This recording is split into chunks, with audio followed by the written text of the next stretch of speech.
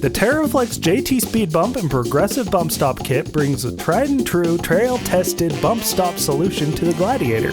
Front speed bumps provide a measured compression to protect front-end components from harsh bottoming out. When installing the front speed bumps, it's ideal to do so when installing a lift because the front springs need to be removed.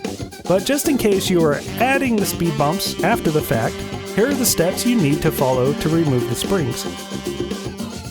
Begin the installation process by lifting the vehicle off the ground and removing the wheels. Remove the front sway bar links and move the sway bar out of the way.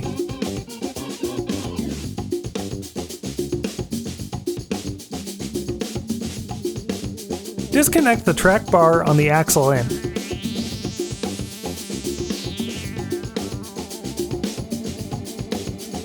Disconnect the axle actuator plug found on the axle next to the front right control arms. Then detach the wires from the axle and the upper control arms. Disconnect the breather hose. And, if you drive a Rubicon, the locker actuator plug. Both of these are found on the axle next to the front left control arms. Support the axle and disconnect the lower end of the shock. Loosen the hardware on the front control arms.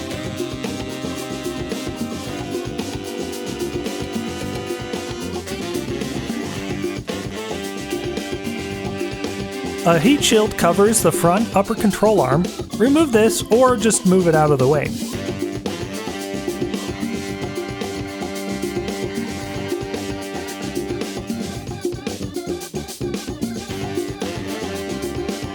Raise the vehicle up or lower the axle and remove the front springs.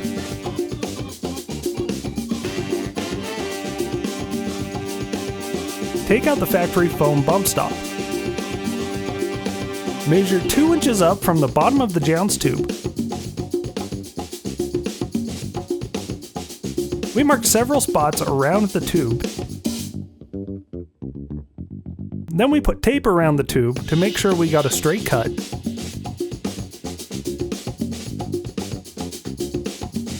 There are a number of tools you can use to cut the jounce tube. We use a cutoff wheel, but a pipe cutter or a reciprocating saw would work as well.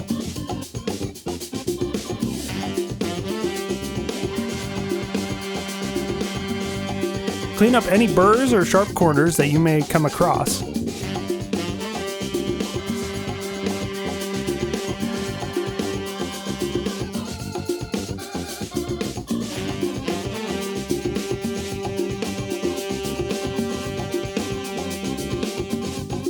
Test fit the speed bump. Things were pretty good for us, but you may need to level off the cut or clean up the inside of the tube. Cover the speed bump with RTV silicone and insert it into the tube. Avoid scraping silicone off as you do so. Place the clamp on top and tighten it down.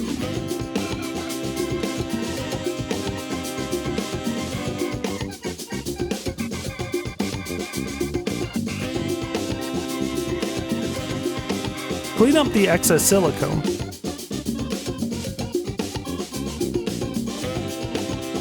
Reinstall the spring. Make sure the bottom end matches up with the spring index. Slide the speed bump strike pads in between the spring coils. Using the provided hardware and tool, attach the speed bump strike pad to the spring mount.